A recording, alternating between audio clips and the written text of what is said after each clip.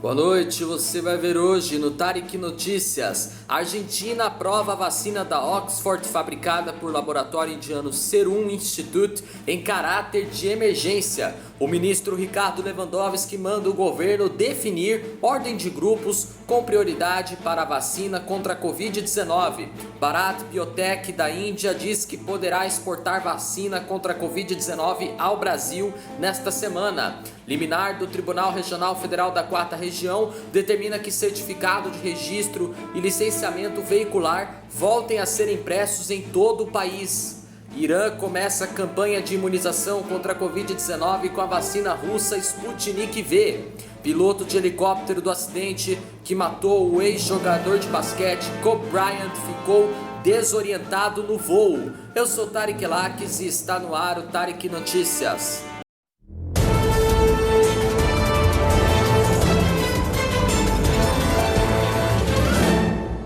O organismo de controle de medicamentos da Argentina aprovou hoje o uso da Covishield, a vacina contra a Covid-19 do laboratório indiano Serum Institute. A vacina usa a tecnologia do laboratório AstraZeneca e da Universidade de Oxford, cujo imunizante foi aprovado na Argentina no dia 30 de dezembro do ano passado. É a mesma vacina que tem sido aplicada aqui no Brasil. Um lote de 2 milhões chegou ao Brasil no fim de janeiro desse ano. A autorização com caráter de emergência tem a assinatura do ministro da Saúde argentino Ginés González Garcia. A Argentina concedeu a aprovação para a vacina russa Sputnik V do laboratório russo Instituto Gamaleya em 23 de dezembro do ano passado e ampliou em janeiro desse ano sua aplicação para pessoas com mais de 60 anos. A Sputnik V até agora é a única vacina que o país tem para sua campanha de imunização voluntária, iniciada no dia 29 de dezembro do ano passado na Argentina. Ao contrário da vacina russa, a Covishield pode ser armazenada em temperaturas padrão. O decreto destaca que a Covishield resulta no desenvolvimento do processo de produção realizado pelo Serum Institute of India em colaboração com a Universidade de Oxford e AstraZeneca, no contexto de uma transferência de tecnologia. Nesse caso, a aprovação se concentrou em determinar que a transferência de tecnologia não impacta na qualidade, de segurança e eficácia do produto que já foi aprovado por 12 países, além da Autoridade de Saúde da Índia. O decreto indica que não foram apresentados eventos adversos graves, nem foram identificadas diferenças significativas na eficácia observada nos diferentes grupos que participaram dos testes clínicos. A Argentina contabiliza desde março do ano passado quase 1 milhão de casos e cerca de 50 mil mortes por Covid-19 em uma população de 44 milhões de pessoas. O país recebeu até o momento 820 mil doses da Sputnik V. O governo tem contratos de fornecimento de vacinas contra a Covid-19 que alcançam 62 milhões de doses de diversos laboratórios, segundo anunciou o ministro da Saúde argentino Ginés González recentemente. O ministro explicou que a Argentina tem acordos para receber 30 milhões de doses da Sputnik V, 23 milhões e 600 mil da AstraZeneca e 9 milhões por meio do mecanismo COVAX, uma iniciativa internacional para garantir uma distribuição justa dos recursos contra a Covid-19. Com os números, Ginés González afirmou que o governo espera imunizar toda a população argentina com mais de 18 anos. Bom, vamos à próxima notícia. O ministro do Supremo Tribunal Federal, Ricardo Lewandowski, determinou ontem que o governo defina uma ordem de preferência entre os grupos prioritários para orientar a vacinação contra a Covid-19.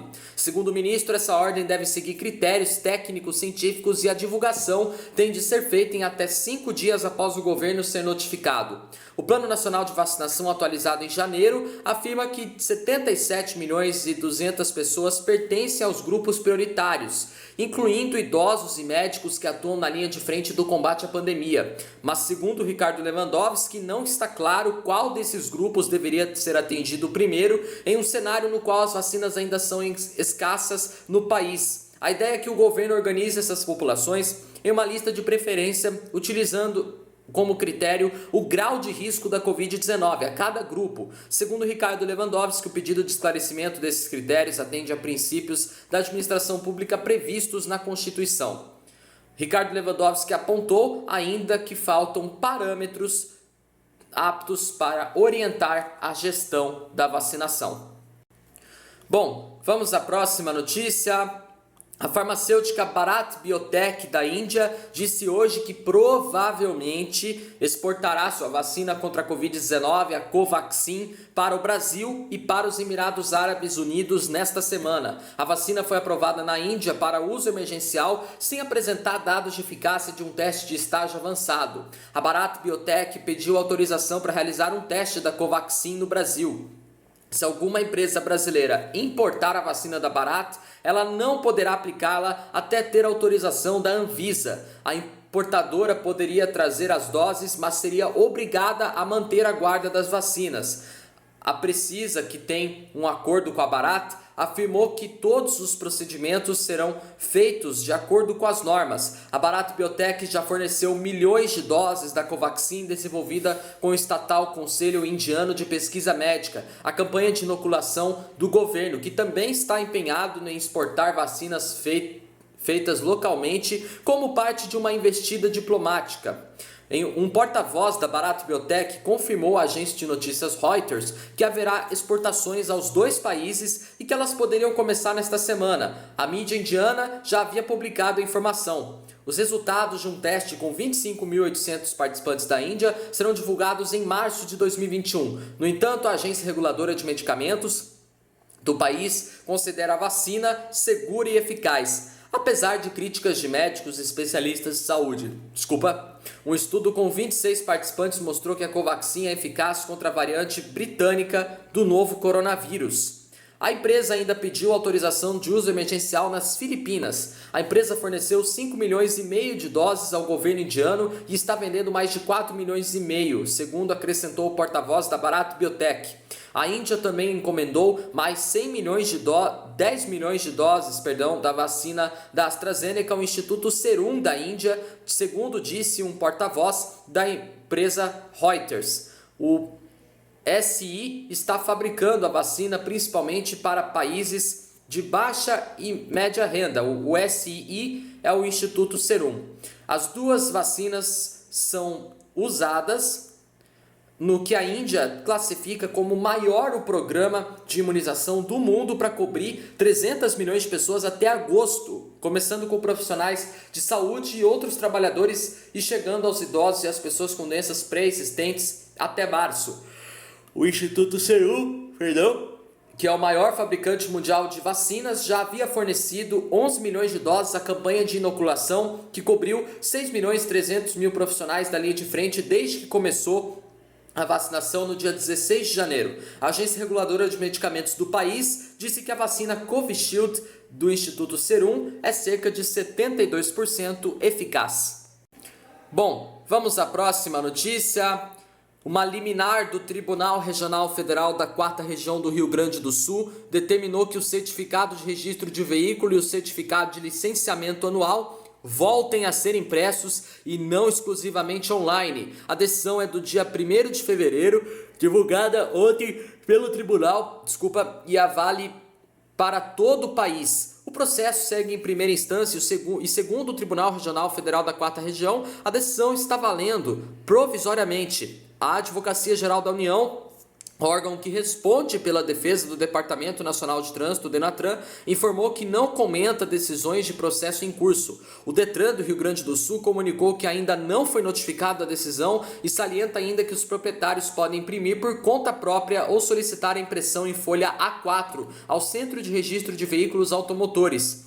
A desembargadora federal Marga Ingbarth Tessler reconheceu um recurso do Conselho Federal dos Despachantes Documentalistas do Brasil e de mais 3 entidades de despachantes do estado de Santa Catarina.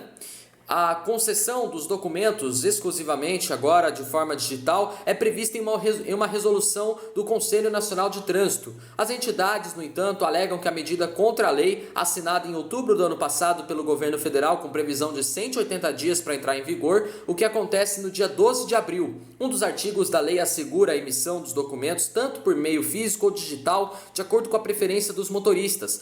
Conforme lembram os autores da ação, cerca de 46 milhões de brasileiros sofrem com a exclusão digital e não têm acesso à internet. No entendimento da magistrada, o Conselho não estaria sendo razoável ao atuar em direção contrária a uma nova legislação prestes a entrar em vigência.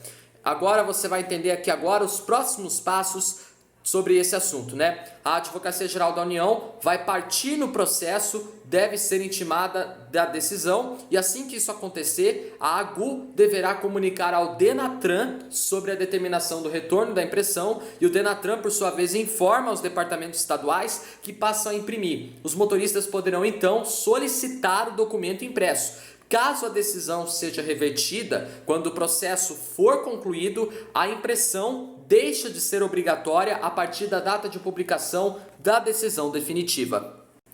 Bom, vamos à próxima notícia. O Irã, país do Oriente Médio mais afetado pela pandemia de Covid-19, iniciou hoje a campanha de vacinação com a vacina russa Sputnik V, segundo anunciou o presidente iraniano Hassan Rouhani em uma cerimônia exibida pela televisão pública. A pandemia matou mais de 58.500 pessoas no Irã, que também registrou 1.400.000 casos, segundo o balanço do Ministério da Saúde iraniano. Além da vacina Sputnik V, o Irã vai receber também a produzida pelo laboratório AstraZeneca, graças ao mecanismo COVAX, administrado pela Organização Mundial da Saúde, para que a vacina também alcance os países com menos recursos, segundo o ministro da Saúde do Irã, Said Namaki. O presidente iraniano Hassan Rouhani diz que o país começou a vacinação contra a Covid-19 e o presidente iraniano participou por videoconferência do início da campanha em um hospital de Teherã. Bom, vamos à próxima notícia. O piloto de helicóptero do acidente que matou o ex-jogador de basquete Kobe Bryant estava legalmente proibido de voar em nuvens, mas ele fez isso naquela ocasião, segundo afirmou hoje o presidente da Comissão Nacional de Segurança em Transportes dos Estados Unidos. No acidente, em janeiro do ano passado, morreram Kobe Bryant e sua filha de 13 anos e mais 7 pessoas que também estavam no helicóptero. Kobe Bryant, que foi eleito um dos melhores jogadores de basquete da NBA, 18 vezes viajava com a sua filha e amigos para um torneio de basquete de estudantes. A Aras Zobayan, o piloto, que também morreu no acidente, disse aos controladores de tráfego aéreo que o helicóptero estava saindo de nuvens pesadas, quando na verdade estava em descida, até que bateu em uma montanha perto da cidade de Calabasas, na Califórnia. As ações do piloto são o foco das investigações do acidente. O presidente da NTSB, Robert Sumwalt, afirmou que o piloto deveria obedecer ordens que o proibiam legalmente de entrar nas nuvens, mas que ele seguiu em frente. O conselho vai discutir se o piloto sofria pressão para completar o voo e quais eram as expectativas sobre ele por parte da empresa de frete aéreo, se ele que decidiu fazer a manobra e quais ações ele poderia ter tomado para evitar entrar na nuvem. O conselho afirmou que os pilotos podem ficar confusos sobre a reação de uma nave e acelerar quando não conseguem enxergar o céu ou o panorama ao redor deles. Por isso vai ser discutido o fenômeno da desorientação espacial, a sensação que faz com que os pilotos percam a referência visual e quais as formas de treinar para evitar isso. Não foi encontrada evidência de um problema mecânico catastrófico no helicóptero. Bom, nosso jornal Tarek Notícias termina por aqui. Se você quiser rever nossos vídeos desde a nossa primeira edição do nosso jornal, tá no nosso canal, corre lá, deixa seu like, se inscreva no meu canal e me acompanhe também no Instagram e no Facebook. Tenham todos uma boa noite, uma ótima terça-feira para vocês e até amanhã em mais uma edição do Tarek Notícias. Valeu, obrigado pela companhia, tchau!